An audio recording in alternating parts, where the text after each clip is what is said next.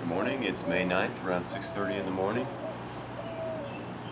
I had this wonderful dream last night that I was a yoga teacher who was asked to come to a yoga class kind of at the last minute. I had no idea what I was walking into, and as the time came closer for the class to start,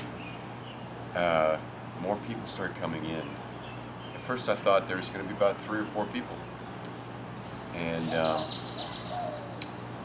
anyway, this was in a kind of like a multi-use space. It was really kind of like a courtyard or an interior room of a mall. And everybody had just pushed the chairs and things out to the center of the room. And like I said, originally I thought it was going to be 3 or 4 people, and more people started coming. And then I started thinking, because I haven't taught a yoga class in about 12 years or more, 14 years, I started thinking, oh, what am I going to do? How will I approach giving this yoga class? And anyway, it wound up being like a Yogavational yoga class where it was giving them motivation for to do it.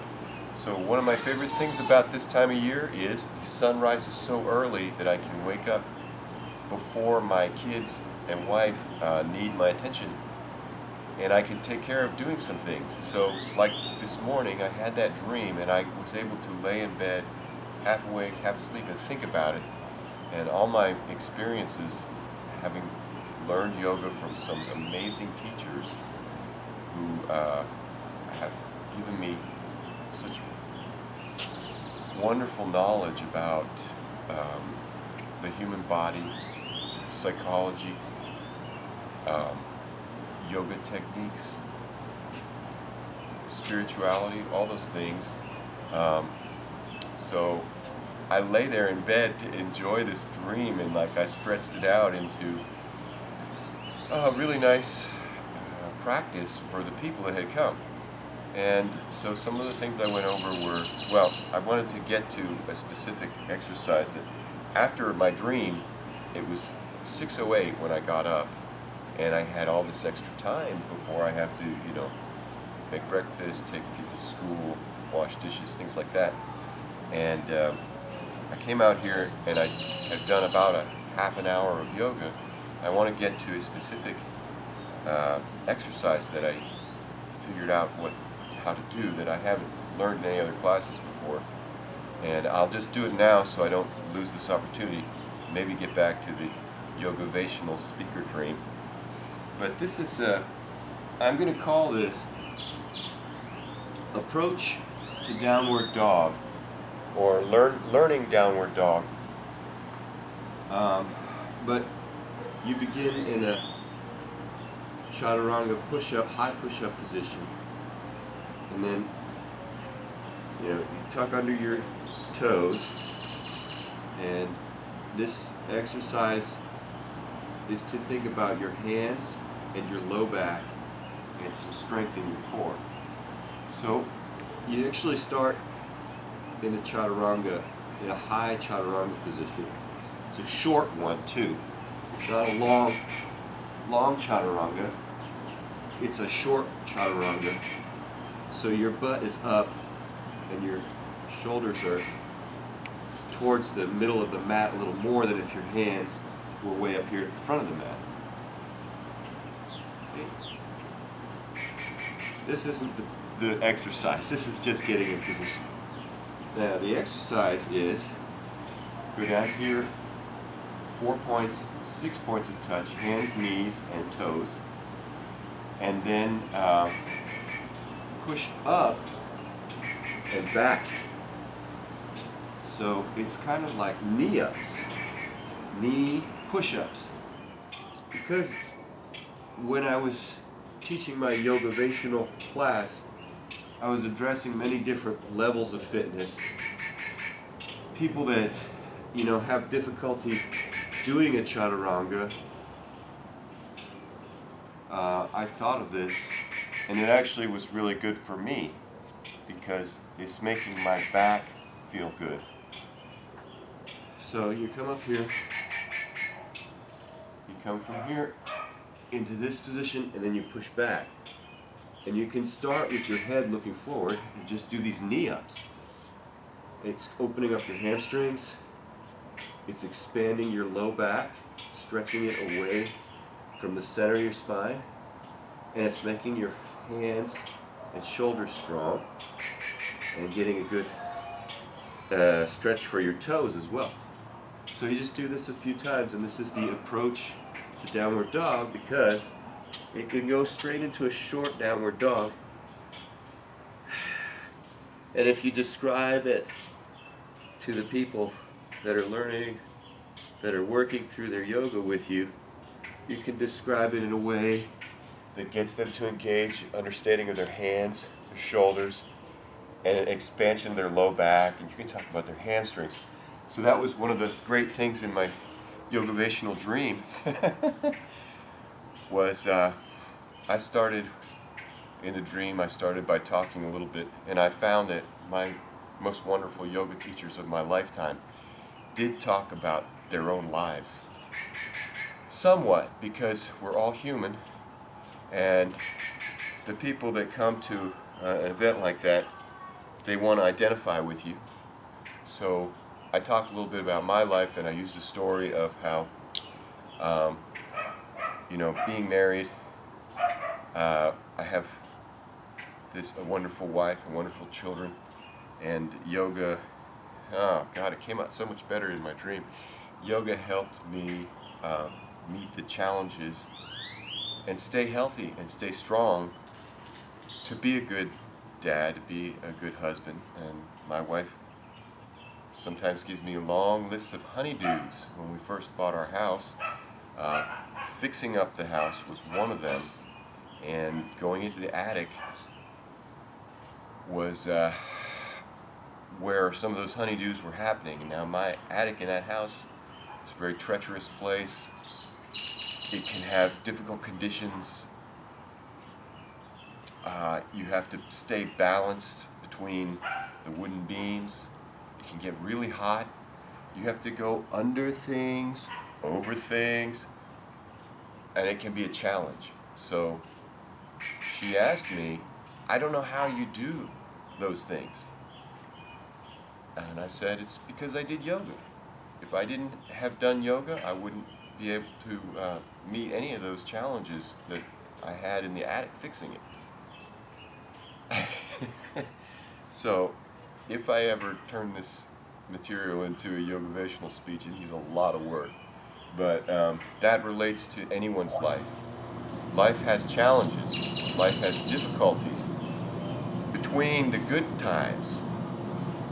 So yoga is a way to make yourself stronger and uplift your spirit so you can live a longer and healthier and more fulfilled life, both for your people that you love, your family and friends, and for yourself, just for yourself. So, in the Yogavational speech dream, I did something that a teacher of mine, Jeff Primack, does at every class of his. He goes through and he asks people about who they are and what they've done. So, of course, a lot of other teachers do that, and a good format for doing that is saying things like, how many people here have, been to a yoga class? And then, how many people have been to up to 10 yoga classes? Okay. And, how many people consider yourselves a moderate to intermediate yogi, yogini? And then the last one, you got to put some humor in it. How many people can put a leg behind their head? How many people can put both legs behind their head? Okay, so you get the picture. But my idea was it is better to start with the have not done any question rather than the top question, because it's kind of a joke. You're leading into the top of the joke. How many people can put both legs behind their head? It's going to make some people laugh. Anyway, getting back to the experience of this morning and that exercise, and then I want to finish this video because I have to go back and do the dishes, feed the kids, and get ready for work. I love the springtime and the summertime because the extra morning hours, when you have the light, the motivation, the time to take care of yourself, to do extra things. So getting back to it, I came out here at 6:00. I looked at the clock on my way outside, and I haven't done yoga in 2 months. 2 months ago, I was on this big kick. I'm doing lots of yoga. I went to some workshops. I was practicing a couple practices at home in nature, and I was just so excited to get back into my yoga. And that lasted about a month and a half. And then 2 months, a month and a half ago, 2 months, I got so busy. I took a trip, and I almost never traveled, and I haven't done any. So I've been waiting until this morning until I got a chance to do it again. I'm so happy that I got to. I came out from the dream I had. It was 6:08. Got my mat out of the trunk of the car where it's been for many weeks, and I did this kind of a routine. First portion, yoga practice, breathing.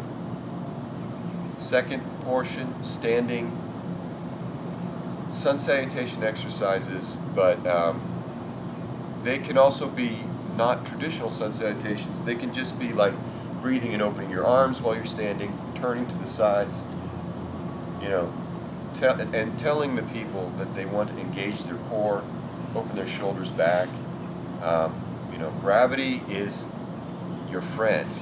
Gravity is your workout partner. Gravity is what gives you the difference between not having any strength and lifting and resisting and going with strength to tone and develop your body.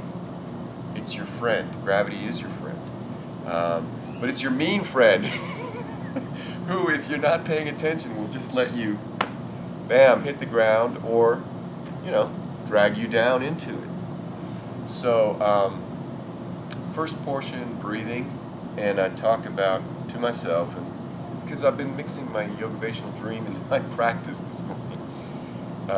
Breathing, talking about the breathing as a skill. And you might think, oh, that's ridiculous. It's something everybody does. Yes, it's a skill everyone has. If you're an advanced breather, you know how to breathe into your upper chest or your lower stomach. You know how to direct where your breath is filling up with your lungs. Whether you're using your chest or your diaphragm, you know how to do it. Some people naturally breathe all the time into their upper chest, unconsciously. So breathing is a conscious and unconscious skill. And my greatest yoga teachers, they all emphasized, Doug Eagle, he said, breath is king. Pradeep Tyosha, he said, breathing, breathing, breathing, breathing. He always repeats everything. He always stresses breathing. Chinook Wustu.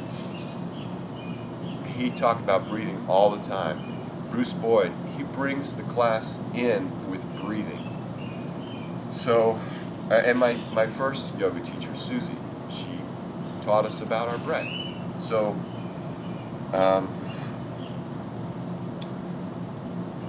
it's a skill that it's an unconscious skill that some people's breathing is a preset at a very shallow level. Some people breathe naturally and relaxed, unconsciously, with no effort.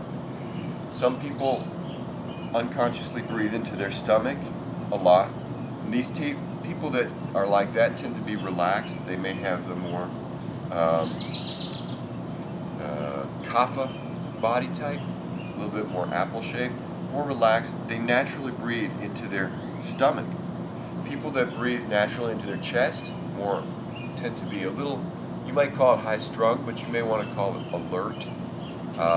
They may have a more slim body type. Doesn't matter. Doesn't matter what your unconscious breathing type is. Everybody can develop the conscious skill to go into a different type of breathing pattern, to deepen their breath and to use their breath as a gateway. That's something that so many New Age thinkers and all my good yoga teachers explain and know, is that the breath is the gateway between your conscious mind and your subconscious body activity. You know, if you're nervous, you can consciously tell yourself to breathe slower, breathe deeper, and that subconscious nervousness will dissipate. And if you are feeling really low, people don't do this opposite very often because it's a little odd. But if you're feeling really low, you know, you can hype yourself up a little bit by taking some fast breaths. Might get you going a little bit. So anyway, first breathing, second standing exercises to warm up, and they're a combination of sun salutations and just simple movements. Third, actual sun salutations, and that's my own practice. And I did my actual sun salutations. And then fourth, floor work. When I did teach yoga classes however many years ago, I used to start with just a couple sun salutations. I didn't talk enough about breath. I used to start with just a couple sun salutations, and then I'd go right into the floor work. And the floor work is these kinds of things that are just designed to stretch, open your joints. These things, shoulder circles, head circles, archer pose, wrist circles, opening the shoulder that way, you know, all these seated things, and they move on to seated forward fold, lifting this way. I call this one pulling the bow, and then baby, happy, cradle your baby.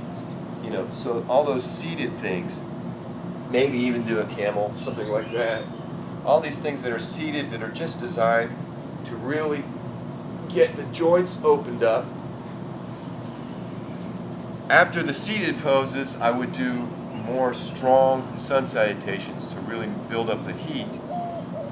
Then I would do a breathing exercise, maybe alternate nostril breathing, 3-part breathing, just deep breath, take a lot of breathing. And then after the sun salutation and that breath part, that was my old format. Then I would do the meditation. And I used to do a guided meditation with engaging different parts of the body and releasing them. There's so many wonderful meditations at the end. Sometimes it's most wonderful to just have silent time. Shavasana. So this morning's practice, I went through 1, 2, and 3, and I was doing my floor exercises. This is after I had done the sun salutations. You know, and in the traditional sun salutation, the camera won't be able to catch me. You're standing up, you do this, you come down, you lift like that, and then you go out into your chaturanga, you come down again, you do your up dog, and you go your down dog. So I did that. I did that like 5 times. Then I went to my floor stuff, and that's where I found that exercise that I'm enjoying so much right now. Because I came into this, and I was like, okay, let's get my wrists open. I type all day long. My wrists are super crunchy and yucky. So I was doing these things, right?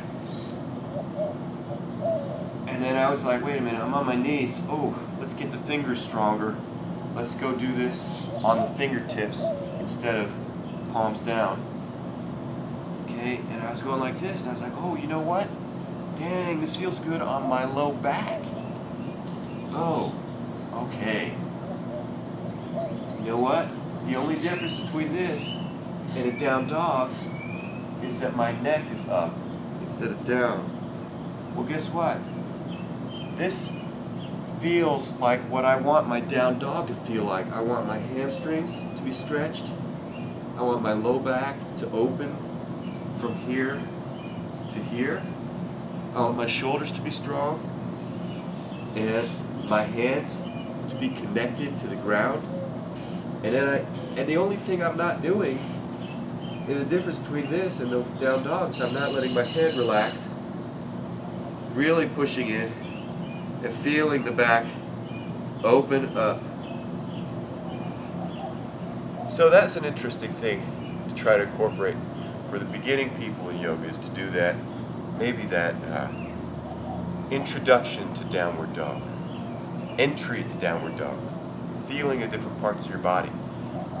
Because that, I think, is the thing that beginners at yoga, they're very uncomfortable because they're being asked to do these things without first being told the whole point of this is to feel inside your body. The whole point of this is to extend parts of your body that you may not have contemplated before. Once you do those things, that's where your benefit comes. That's where your extended health, extended longevity, positivity, that's where it all comes from. So for the people that come to a yoga class the first time, they're being asked, okay, go into down dog. Down dog is push your hands down and push your butt up and put your feet back. If you've never done that, or if you haven't done that since high school and you're now 30 years old, you know, your mind isn't ready to just do it. So, like I said, my best yoga teachers, they talked a lot. They knew how to both talk a lot, but at the same time tell the people to do stuff. In other words, they were on mission. They were on target with their speech. Namaste.